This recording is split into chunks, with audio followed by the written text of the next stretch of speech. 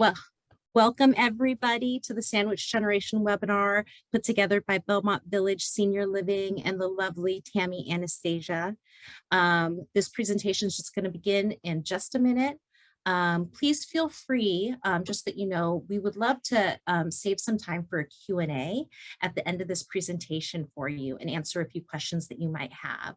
So at the bottom of the screen, you'll see a Q&A icon. So throughout the presentation, we will be paying attention to what you might be placing there, but place your questions there and then we will save them, collect them, and we'll go over them at the end.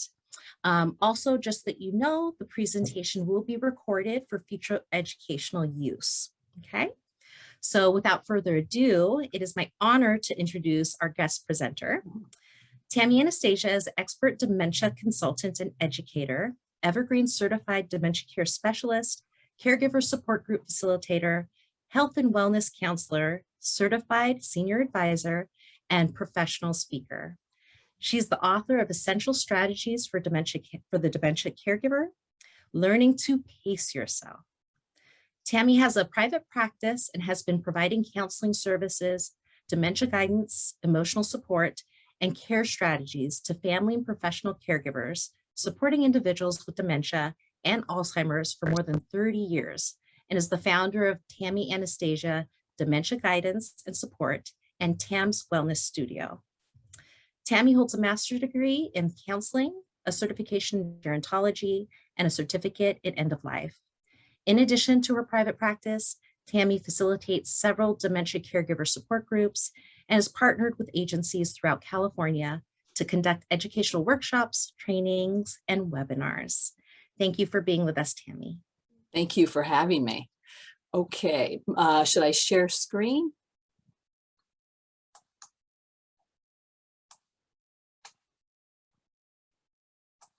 Okay, can everybody see the screen? See the PowerPoint? Excellent. Okay, well, welcome everybody. Thank you for attending today's webinar. I am going to discuss the Sandwich Generation Caregiver, and I'm going to begin by going over who the Sandwich Generation Caregiver is. In 1981, a social worker by the name of Dorothy A. Miller came up with the term sandwich generation to describe adult children who are taking care of an elderly parent or parents while at the same time raising their own children. Studies show that 47% of people between the ages of 40 to 50 are taking care of an aging parent in their 70s while raising their own kids. The typical profile of the sandwich generation caregiver goes as follows. 70% are women, 30% are men. They are between the ages of 35 and 54. They are married and they are employed. So not only are they trying to manage taking care of the older generation, the younger generation, but they're trying to do this at the same time they're holding down a job. So in my opinion, the sandwich generation caregiver is amazing to be juggling all of these things.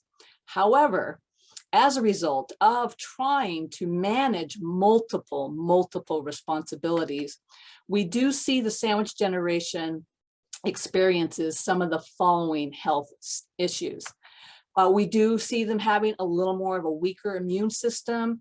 They get sick more often. I believe that's because of the stress and the toll the stress takes on us physically, mentally, and emotionally. We also tend to see a decrease in personal care. It becomes really difficult for the sandwich generation caregiver to take time out for themselves. And so we do see a lack of exercise, poor nutrition, and a lot of sleeping issues. And we also see an increase in emotional stress. I kind of equated that they're in a constant state of heightened alert. They're always waiting for that phone call about the parent or about their children. So their emotional stress is definitely increased because they're always sort of in a state of heightened alert. And we also see an increase in medication. We see with the sandwich generation an increase in antidepressants. We see an increase in anti-anxieties and also in sleep aids. And we see a much, much higher percentage of caregiver burnout and depression. And they also experience compassion fatigue and exhaustion much more frequently. And we do see an increase in digestive issues, more stomach aches, acid reflux, and ulcers. In addition to these health issues, what is really important to know is that the sandwich generation experiences some of the following unique challenges. Prioritizing is incredibly difficult for the sandwich generation because they have a hard time emotionally deciding who to take care of first. So there's this emotional struggle, this emotional conflict. Who do I take care of first? And then when they do make the decision, then they feel guilty for choosing one family member over another. And also, the sandwich generation caregiver has a lot of unrealistic expectations. They truly, truly, truly believe that they should be able to take care of everybody at all times, which is nearly impossible, but they do have this expectations of themselves to be there for everybody at any time. And another unique challenge, again, I already talked about, they neglect their personal needs, but often the marriage suffers. A lot of times we'll see a marriage end because there's not enough time put into nurturing the marriage because they're so overextended. So unfortunately, we do see marriages, it's a huge strain on the marriage when you're a sandwich generation caregiver. And time management is a big issue. The sandwich generation caregiver will often share with me they feel they're pulled in so many directions and that their life revolves around doctor's appointments and going to running errands, and they don't have any time for themselves. And another unique challenge is resentment. So what starts off as being a loving, caring, the right thing to do, over time turns into resentment if other family members do not step up to the plate. So resentment doesn't occur right at the beginning, but it does build up over time, and it creates a lot of angst for the sandwich generation caregiver. So resentment usually builds up under three situations. One, if family members don't help at all. If a family member or family members are critical of the care that they're providing, or if the family member steps up to the plate a little bit, does the bare minimum, and then wants all these accolades. So the sandwich generation, this is an issue that we spend a lot of time processing because resentment is part of the sandwich generation, what they deal with emotionally if other family members do not step up to the plate. And then role reversal is something that happens automatically. This is not something we intend to start out doing, but when an adult child starts taking care of a parent, there's this natural transition that now the adult child starts parenting their own parent. And this can cause a lot of conflict between the parent and child relationship. But this is something that happens automatically. It's not something we plan on doing. It's just the role reversal occurs. It's just a natural transition when you're a sandwich generation caregiver.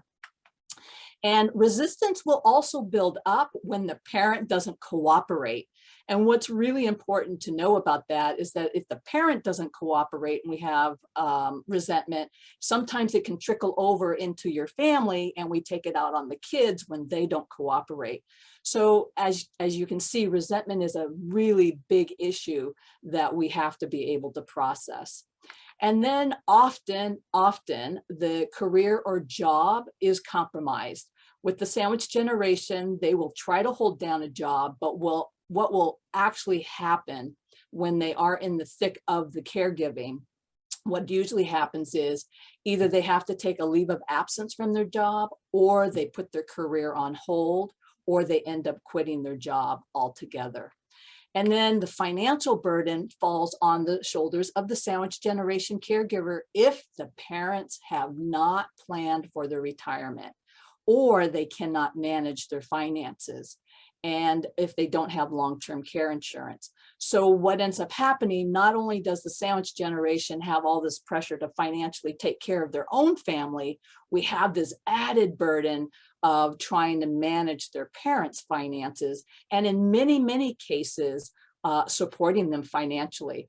And I will say this, if you are someone who is supporting your parents or parent financially, you want to keep a document and keep track of every single expense that goes into your parents' care.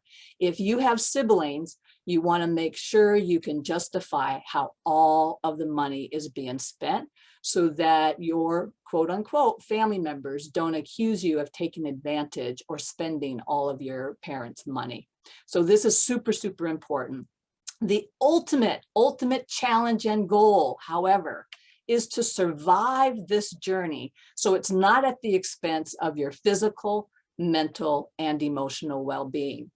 So I wanted to help out the sandwich generation, and I thought, how can I help support them through this journey?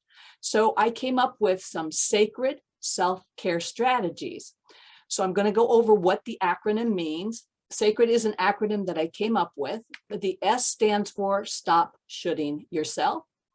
The A stands for acknowledge your feelings and emotions. The C stands for two things: to comfort yourself and provide compassionate self-talk. And R stands for be resourceful, create a support network. And E stands for establish an emergency plan. And D stands for delegate. So I'm going to go through each one of these letters and strategies and expand on how to implement them. So the S stands for stop shoulding yourself. You have no idea how many times a day you shoulda, coulda, woulda, shoulda, coulda, woulda. You should, you should, you should. I should do this, I should do that. And the thing you want to know about shoulds, they're often unrealistic expectations or demands that we're placing on ourselves. And those expectations are either self-imposed, or they're culturally imposed, or they're family messages that we were taught. And so shoulds is a great way to know when your expectations are unrealistic. And the best way to convert those unrealistic expectations and make them realistic is replacing your shoulds with what you can, will, and want to do. And what is great about this is that when you say, I can do this, I will do this, and I want to do this, you're now in more control of your time. It helps with prioritizing, it helps with time management. But what it does, it breaks those expectations down, and it's hugely empowering, and you get some control over your time. So I think of replacing should on yourself with develop a can-do attitude. So here's a should statement that I hear very often from clients. I should be able to take care of everyone. So we broke this down. So the client, this particular client, I can take care of my parents in the morning. So she goes in the morning to take care of her parents. And in the afternoon and the evenings, we have other resources that come in and manage and keep an eye on her parents. Then I want to spend time with my family in the evening. So this particular client was spending so much time taking care of her parents and was neglecting the family. And so now we build in time to spend time with her family in the evening. And how we helped her to do this is because she will ask family and friends for help. So this is a fantastic way, again, of getting some control over your time and prioritizing, but more importantly, it's hugely empowering. The A stands for acknowledge your feelings and emotions. One of the best things we have going for us is our feelings and emotions can gauge how we're doing. The problem is when we feel frustrated, we get angry, we spend a lot of time beating ourselves up, feeling bad that we feel this way. And I want you to use those feelings as a way of gauging how you're doing and to be proactive. And you want to ask yourself three things. Allow your feelings and emotions to be of benefit to you. Don't beat yourself up. Don't criticize yourself because you feel this way. Rather, ask yourself, what are your emotions and feelings trying to tell you? They are a fabulous way of gauging how you're doing. Are they telling you you're exhausted, you're overwhelmed, or frustrated? Number two, what is causing you to feel this way? Is it because you're not taking enough time out for yourself, or you're trying to take care of everyone, or you're not getting enough sleep? And question number three, the most important question is, what do you need to do differently? I need to take a break. I need to change my expectations. I need to ask for help. This makes you proactive versus passive. And this becomes really, really powerful, especially when that resentment builds up and family members aren't kicking in, they're not stepping up to the plate. We have no control over the person with dementia. We have no control over other people. What we have control over is how we cope and how we take care of ourselves. So allow your feelings and emotions to empower you, be proactive, and get control by allowing those feelings and emotions to help you change things so this journey is easier and better on you. What complements this is C, stands for two things: comfort yourself and compassionate self-talk. One of the most difficult things for people to do that are sandwich generation caregivers is to take time out for themselves. And it's very interesting when I talk to my private clients and in the support group, it comes up all the time.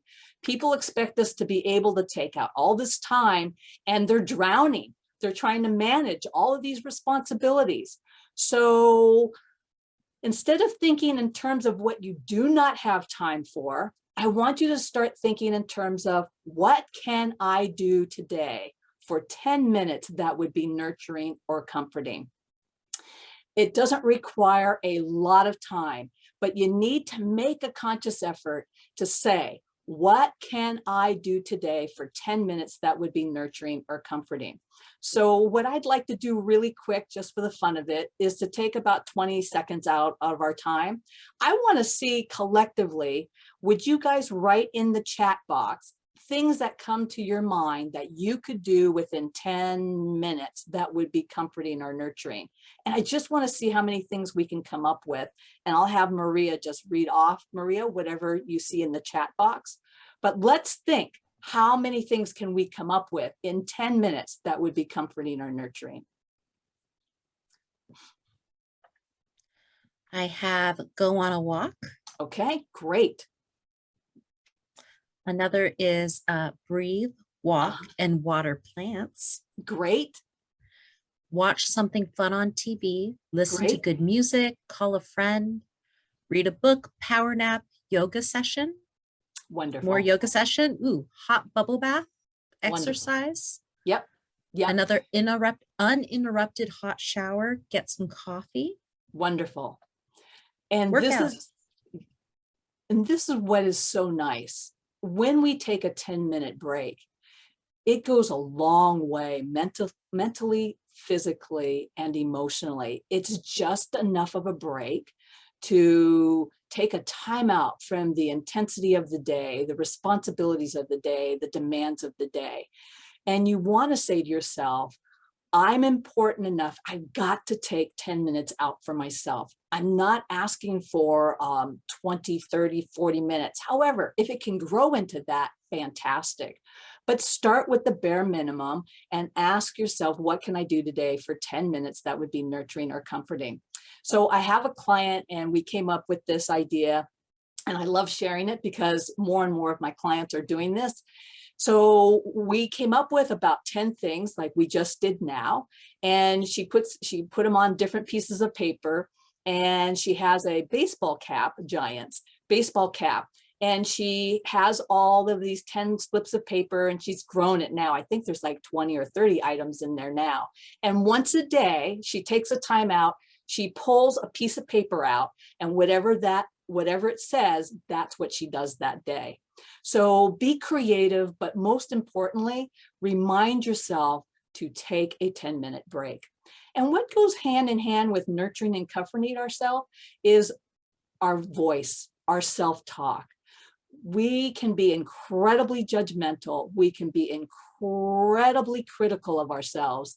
And in my opinion, the sandwich generation caregiver, all caregivers for that matter, and all people, professionals dealing with elders are amazing people. And if you hear your critical self-talk, how and what we say to ourselves affects how we take care of ourselves. So I want you to replace your negative self-talk, and I want you to replace the judgmental self-talk and instead provide compassionate self-talk phrases. I kind of think of it this way. How many of you like somebody to be judgmental of you? How many of you like people to be critical of you and criticizing? Do not do to yourself what you do not like others doing to you. You deserve to be respectful, kind, compassionate, and supportive of yourself. So I came up with 5 compassionate self-talk phrases.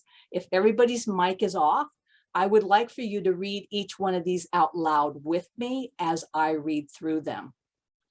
And feel free, you can copy these, you can change them, modify them. Point being is, I want you to replace your critical, judgmental self-talk voice with more compassionate, supportive phrases. Number 1, the decisions I make are with the best of intentions. I believe every caregiver makes decisions with the best of intentions. And just because the outcome may not be what we want it to be, or the outcome doesn't go the way we want it to go, does not mean you made a bad decision. We cannot always anticipate the outcome of situations, but I do know this, that people are making decisions with the best of intentions. So remind yourself that. And if the outcome doesn't go the way we would like, then this is a learning opportunity. Learn from that. Don't criticize, don't beat yourself up. Look at it as, what can I learn from this? What do I need to know next time? And this is something that I deal with a lot when it comes to medication. A lot of people go on medication, and I'll never forget, I had a client, her dad was in the hospital, and she said, absolutely not, do not put my father on Haldol or Tramadol. Please do not do it. So what does the hospital do? They do it. And of course, the father is completely out of sorts. So she knew what was right, but the hospital did not listen to her. And we went back and forth, and I said, listen, you did everything in your power. He came out of it, thank God. But point being is, not always will our intentions be positive the way we want them to be, but know that you made the decision with the best of intentions in mind.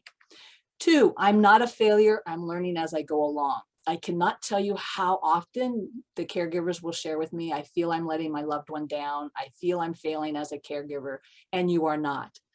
The journey, the dementia journey especially, is a learning process. We learn as we go along. There is no perfect roadmap. There is no perfect caregiver.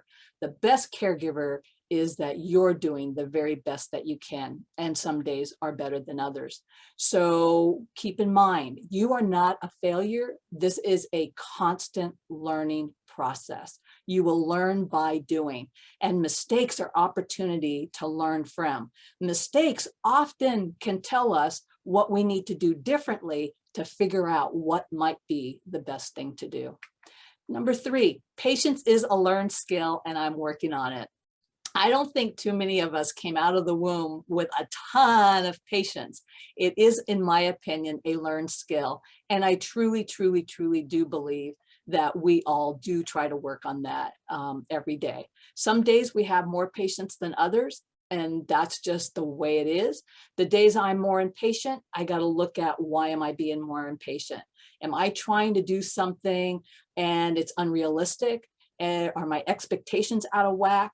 So please remember, patience is a learned skill and you are working on it. Number 4, I'm going to have negative thoughts and feelings, but that does not make me a bad person. Negative thoughts and feelings occur when we are taking care of other people. There are days we're going to be angry. There are days we're going to be frustrated and we're going to be impatient, but that doesn't make you a bad person. You know what it makes you is human. What we do want to try to do is reduce the frequency and the intensity of those emotions, but know that that's part of the caregiver journey. And you're not a bad person, but here again, go back to what are your feelings and emotions trying to tell you? What do you have to do differently so that the anger and the frustration can minimize, but use those feelings as opportunities to do things differently, to take better care of you. And I am doing the best that I can. Some days are better than others. And that is a true fact. Whether you're a caregiver or not, some days are just better than others. And here again, I want you to give yourself credit for anything and everything you do. Some days you may do more, some days you may do less, but I want you to find comfort and I want you to appreciate the gift that you are providing, caring for your own children as well as a parent. The R stands for be resourceful and create a support network. I have a very comprehensive list of all these resources, professional resources, community resources, faith-based resources. And it is super, super, super important that I am going to say it is almost nearly impossible to be a sandwich generation caregiver and do this by yourself. And the sooner we can create a support network, the better. So on the left, you see all those resources. On the right, I have a 3-step process to create a support network. There are going to be things you like to do. There's going to be things you don't want to do. There's going to be things you cannot do. So what I recommend is you get a sheet of paper out, draw a line down the middle. On the left-hand side, you title it the things you need help with. And you write down all the things you don't like to do, you don't want to do, or you can't do. And it doesn't matter where you are in this journey, that we write those things down. The left-hand column, those things are going to change over time as the needs change. So we constantly are modifying the list. On the right-hand side, I want you to title it resources. I want you to start with family and friends first. Look at every item, look at all the tasks on that left-hand side. And the goal is that for every task, every item, everything that you have on that left side is going to be filled in with a resource. And it's got to be a name, it's got to be a contact phone number and an email. And the key is to fill up the whole page with resources to take care of whatever it is that you need on that left-hand side. So you may want to start with family and friends. If you do that, make sure that you ask family and friends to do things you know they like to do.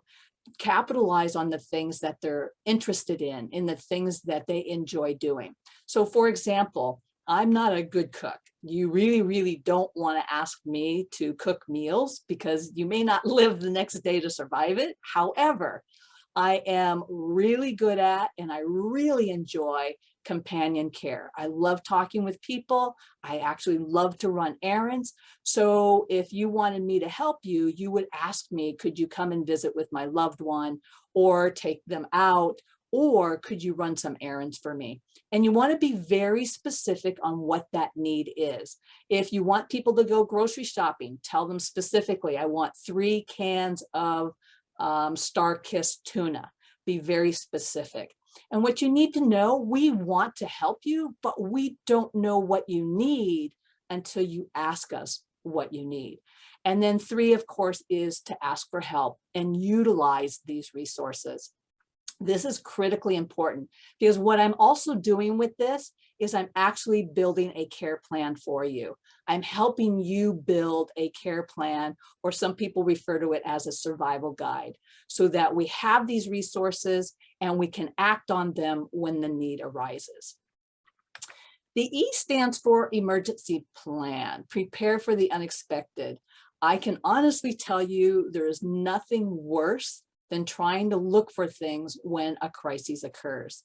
So one of the things I highly recommend if you're a single parent or you have a parent at home that lives alone, or you have two parents, but one has dementia, I would highly recommend that you sign up for a life alert or a medical alert program.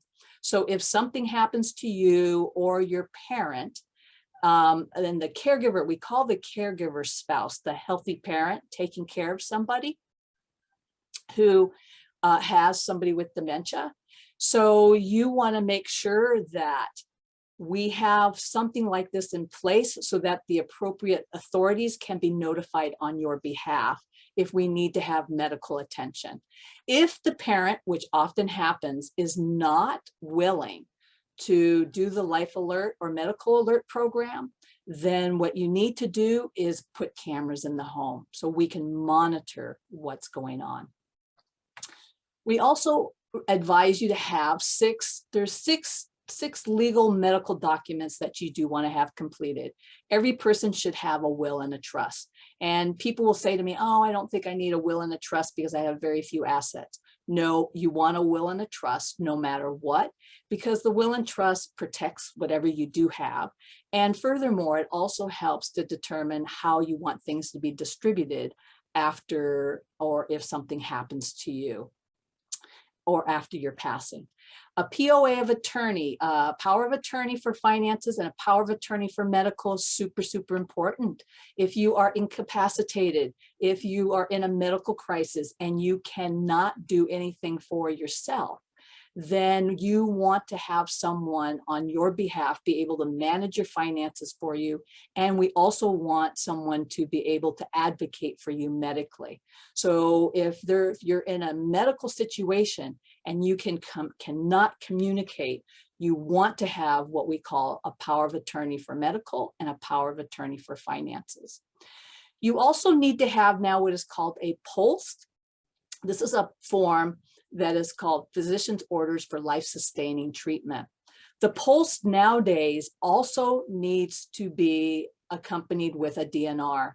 In the old days, you could get away with just a DNR. The emergency medical response team, the first thing they're going to ask for when they come into a house is, do you have a POLST and a DNR? So we want to have a POLST.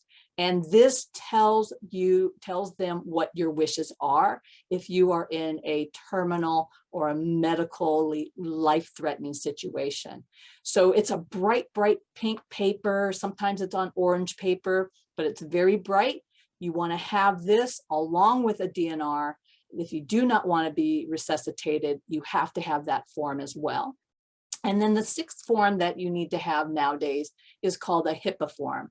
It's Health Insurance Portability, Health Insurance Portability and Accountability Act.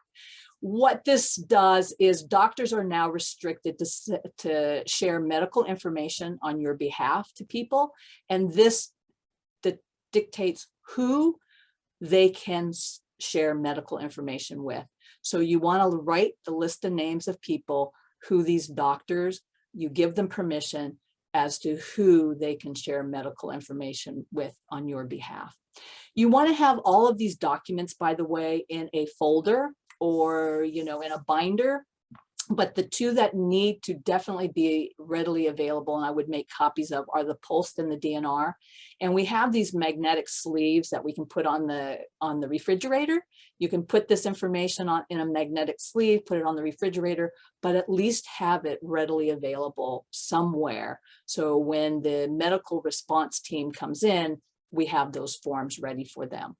In addition, you want to make a list of all the doctors, the names, the phone numbers, and a list of all the medications your parent or parents are taking, as well as yourself and the children that you are taking care of as well. This becomes hugely handy when there is an emergency. The doctors are going to want to know immediately, are they taking any medications? So write down who the doctors are, the names of the doctors, and the medication, the name of the medication, the milligrams, and how often they take that medication. You also nowadays need to make a list of passwords. If there is any banking, anything that you, your loved ones, your parents do online, it is super, super, super important that you get those passwords. Because if something happens, especially to your parents or you, it will be nearly impossible to get access to that online information. You can get it, but what you go through is extremely, extremely complicated. So have a list of the passwords, your parents' passwords, your passwords, and I would say, to be on the safe side, your spouse and also your children. And you want to have the name of a legal emergency contact person. The emergency contact person, often I will see that people have an emergency contact name. However, they could be hours away or they're in another state. You want to have a local emergency contact person. You want an advocate by your side immediately. If you end up in the emergency room, we want to have an advocate by your side, and that person can reach out to other family and friends. But think of somebody locally that you would like to be that emergency contact person. Okay, next, D stands for delegate. As I mentioned before, you really cannot do this alone. I know your intentions and I know you're well-meaning, but when you try to do it alone, it takes a huge toll physically, mentally, and emotionally. And remember, the goal is to survive this journey, so it's not at the expense of your physical, mental, and emotional well-being. So one of the first things you want to do, the sooner you can acknowledge and accept your limitations, going back to the resources and creating a support network, the sooner you can do this, the better this journey will be for you. We want to implement support as much as possible, and the sooner we can do that, the easier this journey and the less toll this journey is going to take on you physically, mentally, and emotionally. You also want to set boundaries. Your time is precious. Your energy is precious. So you want to set limits. You want to protect your time. You want to protect your time and who you spend time with. So with people who drain your energy or are critical and judgmental, start setting limits, start setting boundaries. You want to protect your time. Surround yourself with people who are supportive, who are loving, who are compassionate, and give you energy rather than deplete your energy. And one of the best ways to set boundaries is to give yourself permission to say no. I will honestly say this one is a work in progress for me. I was the oldest of 5. I was always told you do what you're told, and I'm constantly working on this. I've come a long way, but it's not always super easy. But I will say this, when I find myself feeling that other people are taking advantage of me, or if I find myself feeling resentful, those are huge red flags that I'm not doing a very good job setting boundaries. And I have no one to be upset with but myself.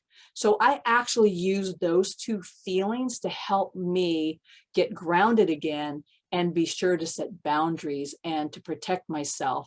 Because in the end, I'm the only one that can do that. And in the end, I'm the only one to blame for not taking better care of myself. I do also recommend scheduling a family meeting. However, I only recommend scheduling a family meeting if the family is respectful of one another, if the family is supportive. I do not recommend scheduling a family meeting if the dynamics are abusive. I don't recommend it if the caregiver is going to be attacked. But I like scheduling a family meeting if the dynamics are good, because we can put out on the table who's willing to do what.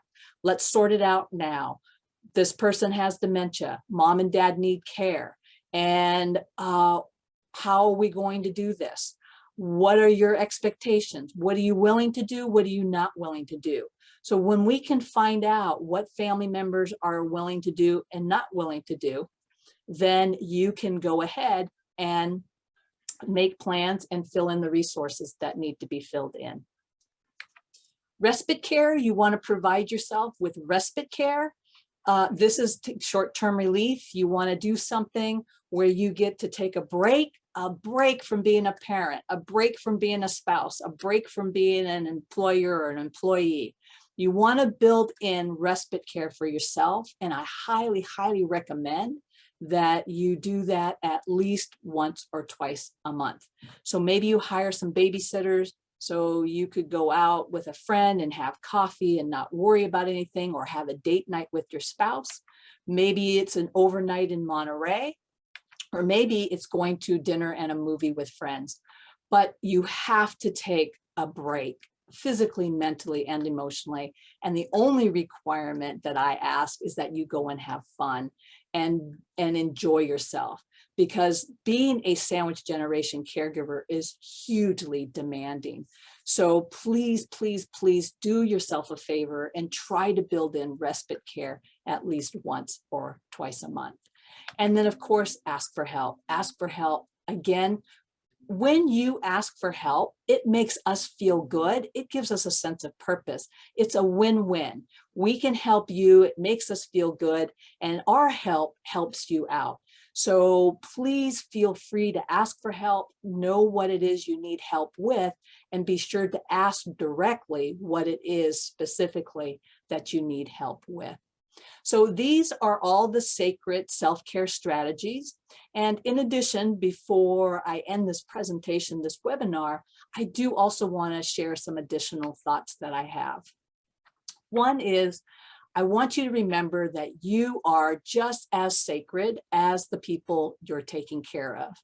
Also, I want you to remind yourself that you are doing the very best that you can. And I know caregivers have a hard time hearing this, but I do want to go on record and say it again. You are an amazing person. The care, the love, the support, the compassion that you have is amazing. And I want you to try to embrace and rejoice in the fact that what you're doing is amazing. It is wonderful. And you are a beautiful person for doing that. And on behalf of your loved ones and myself, I would like to take the time now to thank all of you for the love, the care, and the support that you provide day in and day out. So that concludes our presentation, the webinar for now. And what we'd like to do is give you time to ask questions. If you have any comments, if you have anything you want to share, we'd just like to hear what's on your mind.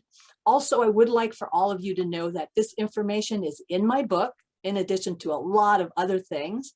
And if anybody wanted a handout on this specific webinar, feel free to email me directly at tammy@tammyanastasia.com. So thank you again for everybody for attending today's webinar, and I wish you all the very, very best. Excellent, excellent. Thank you so much, Tammy, and thank you for that closing slide.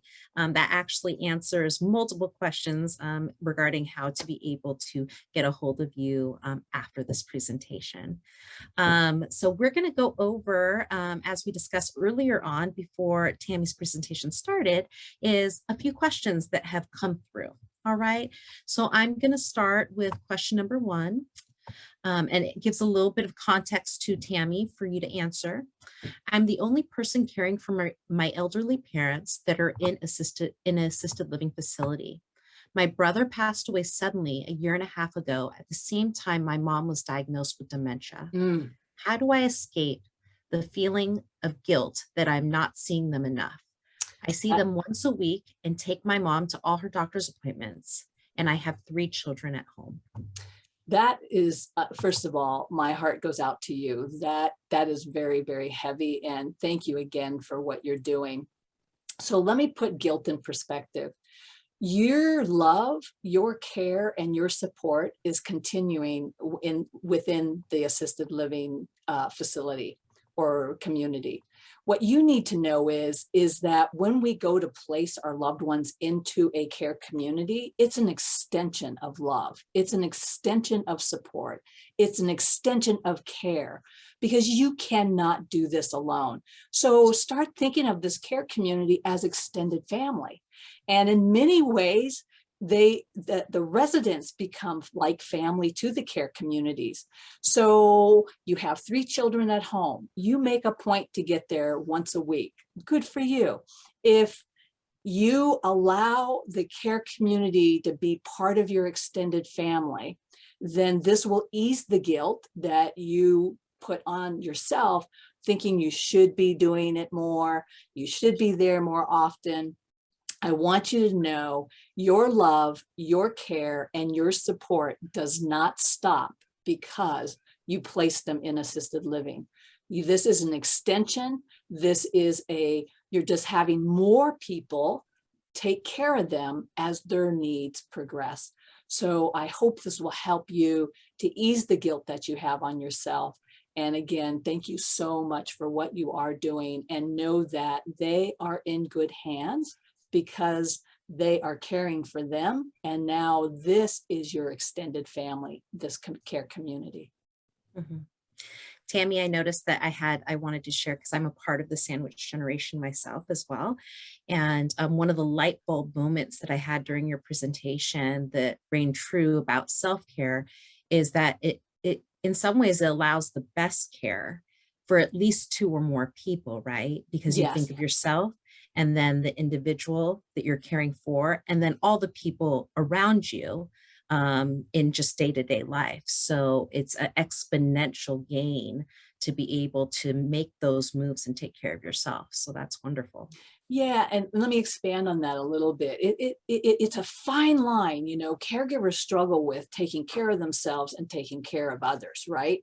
And what tends to happen is all this goes into taking care of others at the sacrifice of ours. And what I am at least trying to do is somehow tilt it so it's a little more balanced, right? Mhm. But and we get a lot of family messages, and we got culture messages. How many times have we been told, oh, it's selfish if you take care of yourself? But the reality is, self-care has to come first. Self-care has to be part of this journey. And so if we're going to take care of others, then make an agreement that for taking care of others, that also means I'm going to take care of myself. Don't neglect yourself. I mean, I have this saying that, letting your health suffer isn't going to make your loved one better. So we want to do whatever we can to remind you that you're as important as the person you're taking care of.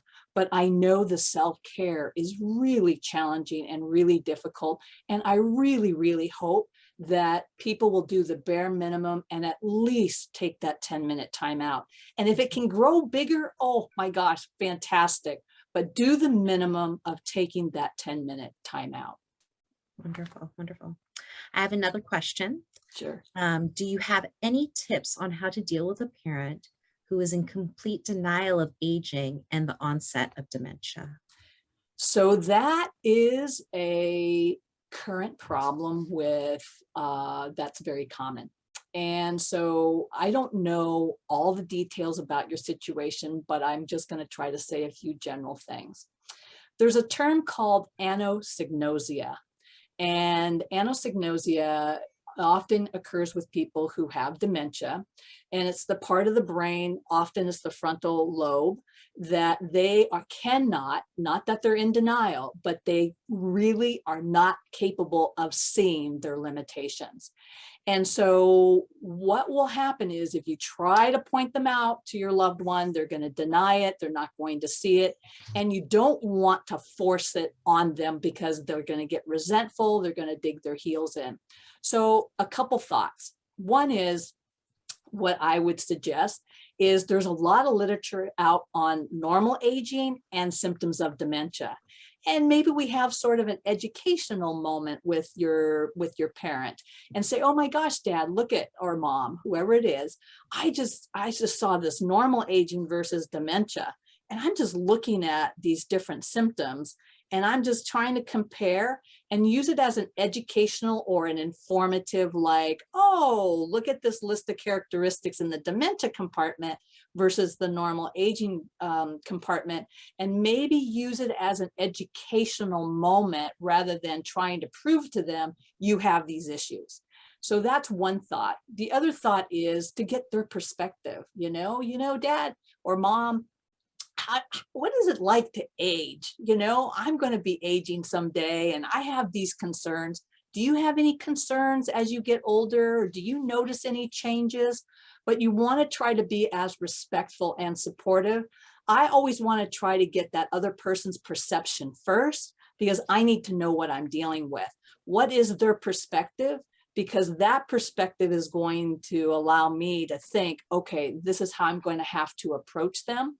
So I think I try to draw more information out as to why they think they don't have any problems, but at the same time, get them to talk about aging. What changes do they recognize?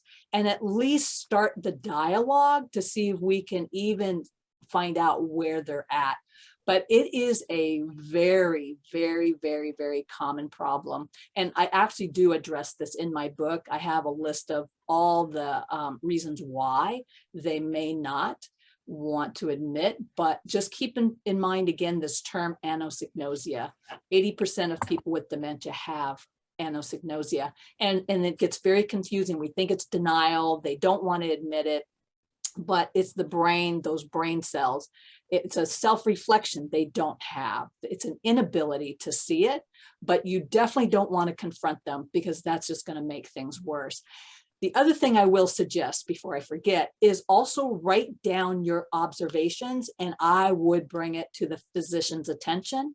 Or I might go to a family friend who your parent may respect and who will listen to. And I would talk about your observations with this friend or person, but especially with the doctor. We don't like the family members to be the bad guys if we can help it. So if there's a family attorney or a family medical doctor or a family friend that's really well regarded, I would have this discussion with them, and then you guys can talk about how to strategize in presenting this to your father or mother, whoever the parent is. But we really try not to, we don't like to have the children be the bad guys. Mhm. Very good. Okay, another very specific question.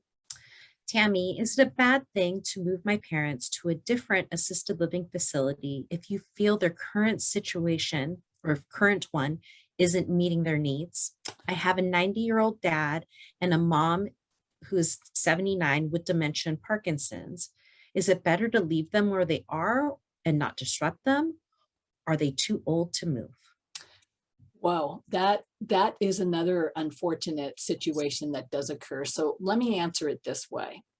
Any move can be very, very, very difficult because there's an adjustment period, right? We try not to move them if we don't have to, but here's what I will tell you. If you've lost trust in that community, then you're always going to question the care they're going to get. So it's like you're sort of stuck in this rock and hard place between, do I move my parents? We go through this transition again. How taxing is the move going to be on them? And I think I'd find out from the care community, how involved and how engaged are your loved ones. But I will say this, I have had clients do it because you've lost trust in the care. And then it creates a lot of tension between the care community and you. So Maria, let me ask you, because you run a care community, how would you respond from the care community end of this? I know that I encourage the caregivers to speak to the care communities, talk about what their concerns are, what they see happening, and see if they can work it out with the care community. But I know when the trust is broken, it's really, really challenging for the sandwich generation caregiver to have faith in the care. So it's really a delicate. So I think I would need a lot more information. But again, do we weigh the trust issue and move them and disrupt the flow of things? Or do we move them? We go through that transition again. So Maria, this is a great question for you to answer as well. Well, I'll be honest, I'm not sure if I'm going to answer it as a professional, if I'm just going to answer it just as a person, right? Yeah. But that happens to have the honor to be able to work with seniors for as long as I had and seen situations like this occur. So I guess how I would answer that is that I would piggyback trust is hugely important.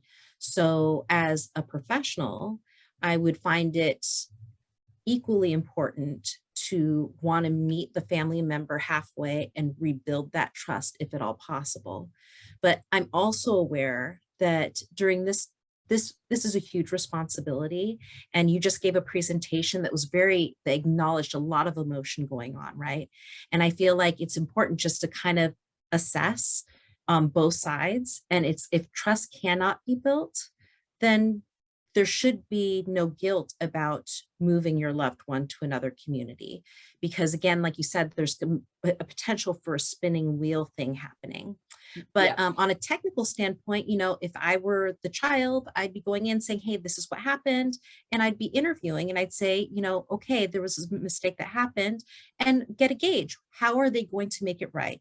Yep. When you walk away from that conversation, is trust being reignited? And are you confident that they're going to be able to turn that corner and make things right? Do you have reason to believe that you're not quite sure? Because sometimes it's not just the individual you're speaking to, there could be other things in play, right? And so you have to look at, like, I'm not sure if it's going to be made right in the timeline that I want it to be made right. So that's something that the family member on that side needs to decide as well. So, but on the part, just to piggyback, I'm being presumptuous about concern about having loved ones move. I would add that usually in a role of the community that you're moving to, they're going to they acknowledge that it is a big deal to move Yeah. from one residence to another. And so lean upon the team. There's usually a community relations team, and let them know your concern. Let them know the things that you're worried about that would be the most disruptive to your loved one in a move.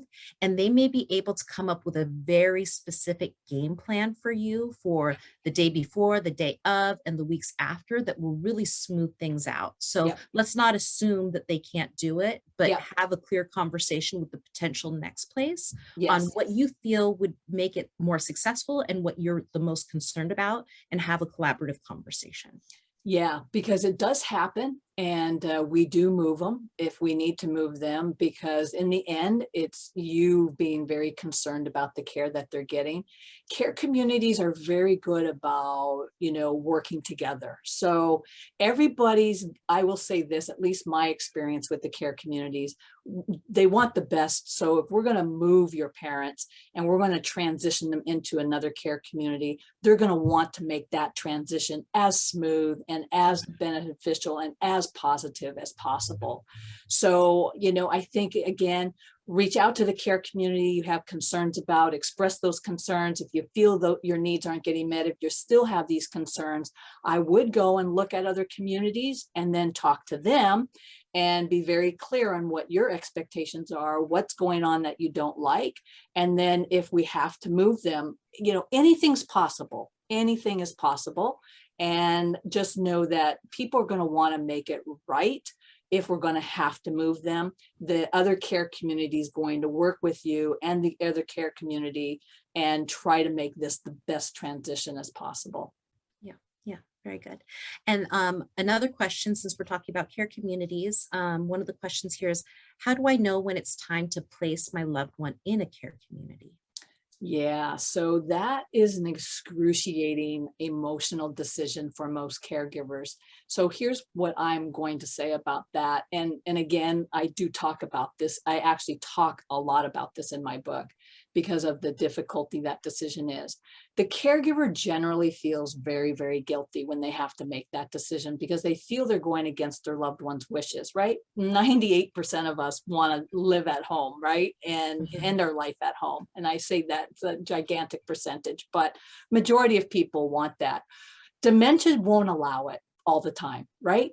And so what I prefer that my clients do is that we look at dementia and how it is progressing. So it becomes about dementia influencing your loved one, a higher fall risk. So I come up with what I call these markers or indicators. And so some of the indicators might be they become incontinent, you're having to clean up their bowel movements, you're having to do, they're a higher fall risk, your health is suffering, they're not eating, they're becoming more withdrawn. And we come up with these markers, but make it about dementia. It's not about your ability. It's not about your going against your loved one. You're not abandoning them. It's that dementia demands more care than one person can provide. And when we can transition the thinking into it's about dementia and how this disease is progressing and what the needs are, it's no longer you failing your loved one. It's not about what you can't do. It's about what dementia is demanding more of. And it becomes much easier emotionally and psychologically when we can transition the thinking from, I am abandoning, I'm letting my loved one down. No, you're not. Dementia is demanding more care, and we have to provide more care so their needs get met. And when we can make that transition, it eases the emotional turmoil that the caregiver often goes in. Mm-hmm. It sounds like, Tammy, the way you explained that is that there's an opportunity. Another way to put it is if you can separate the diagnosis of dementia, what you also gain is you keep your loved one and their memory and who they've been for you sacred in that process as well, instead of both maybe bringing down, some difficult times together. They are two separate things. Yeah, listen, you've got this relationship with your loved one, and we've made promises and we've made vows, and that parents have expressed, what they want, what they don't want. And I hear it all the time in the sandwich generation, right? My parent told me they want to live at home. And I will say, but dementia may not allow that, because dementia demands a lot of attention as these needs increase because the disease progresses. So as Maria was mentioning, again, focus it on the disease being the problem and what are their needs now that need extended care that cannot be provided at home.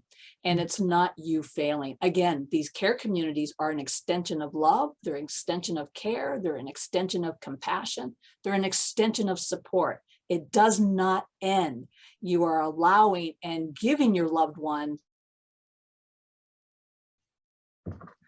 is demanding that you cannot do by yourself. Okay, very good. I'm going to ask this next question just in case folks might need to log off. We have 2 more left. Is how do I purchase your book? Oh, somebody just asked that. So I don't want people to log off and not know how to acquire your book. There is interest. I love that question. Actually, you can purchase it on Amazon, Essential Strategies for the Dementia Caregiver, Learning to Pace Yourself. And very, very available on Amazon. If not, you can always contact me and purchase it through me as well. Okay, perfect. Thank you. Thank you for asking. All right, the last question before we end the call. I'm kind of sad to end the call. This has been wonderful. Okay, final is, how do I deal with repetitive questions? So repetitive questions is to be expected. That is normal behavior for people with dementia. So a couple things you need to know about repetitive questions. A lot of times there's going to be themes to the repetitive questions. Are they sharing something important, memorable, something they're concerned about, something they're afraid of? So one of the things you want to start doing is paying attention to the type of question that they are asking repeatedly. And then the other thing you want to know, repetitive questions are also a way that they express a need. They may need reassurance and support. They may need validation. They may need physical care and comfort.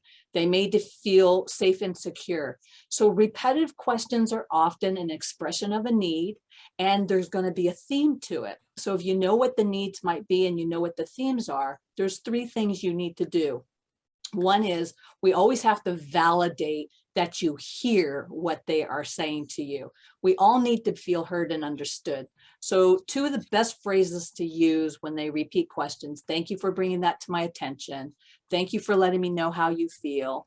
I'm sorry that you feel frustrated, angry, or that I upset you. Number 2 is now you want to provide a very empathetic response. one that is going to be comforting and reassuring. A lot of times repetitive questions are because they're afraid or they're concerned about something. And so you want to reassure them you're going to take care of whatever it is that they're worrying about. And then 3 is you want to redirect them. You have to validate, empathize, give that reassuring, comforting response. And then immediately what I think I love to do is I like to distract them by kind of reminiscing. Oh, you know what I was thinking about the other day when you and I had ice cream at the San Jose Giants game, you know, and try to get their brain distracted. But there's one more thing I do want to say about that. The more their brain is bored, B-O-R-E-D, the more they tend to ruminate and the more they start asking repetitive questions. So when somebody has dementia, it's very important to keep that brain engaged as much as possible. We tend to see less of the repetitive questions. If they're confused about the day and time, we get a big, huge clock. Says the day and it says the time, or we might use a whiteboard, but I address this also. This is in my book on how to deal with repetitive questions. So these are just a few tips to keep in mind and know that it's normal behavior. They are not doing that to upset you or to annoy you or to piss you off. It is part of having dementia. Gotcha. Thank you for that. All right, everyone. So in conclusion, I realized I didn't even introduce myself. So I put in the chat box, my name is Maria Cura Castro. I'm a part of the community relations team at Belmont Village, Los Gatos specifically. We're the brand new or the newest community for Belmont Village Senior Living in Los Gatos, California. On the chat box, I did include my email address. For anybody who's participating that wants a copy of the recording, we did have a couple messages already asking about it, but so that everybody that's still listening knows, if you email me, the recording will be available in about a week, and I'll make sure to get that off to you for your reference. Belmont Village Los Gatos does open March. So we are excited to announce that our open house sessions, which will be private tours, will begin on March 19th and March 20th. That's a Saturday and Sunday and beyond. So we are so happy.